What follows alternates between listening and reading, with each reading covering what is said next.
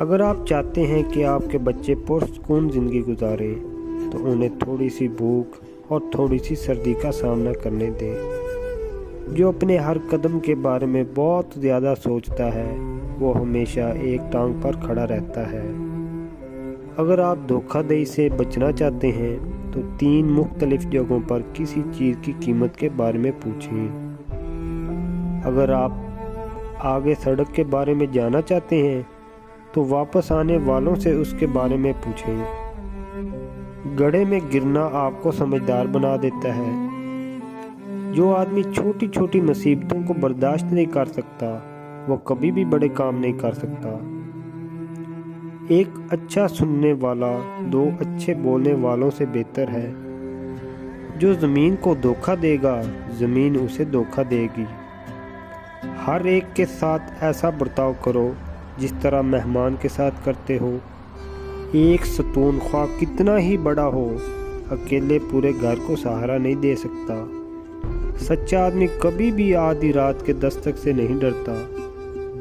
رات کے پہلے حصے میں اپنی غلطیوں کے بارے میں سوچیں اور دوسرے نصف حصے میں دوسروں کی غلطیوں کے بارے میں۔ ایک مسکراہٹ آپ کو مزید 10 سال کی زندگی دیتی ہے۔ میں غصے میں تھا کیونکہ میرے پاس جوتے نہیں تھے، پر میری ملاقات ایک ایسے شخص سے ہوئی جس کے پاؤں نہیں تھے۔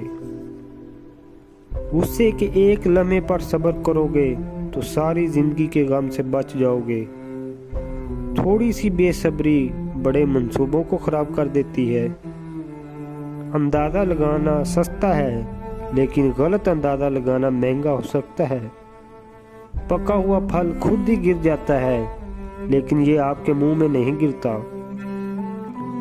عقل مند آدمی اپنے فیصلے خود کرتا ہے لیکن جاہل آدمی لوگوں کی پیروی کرتا ہے۔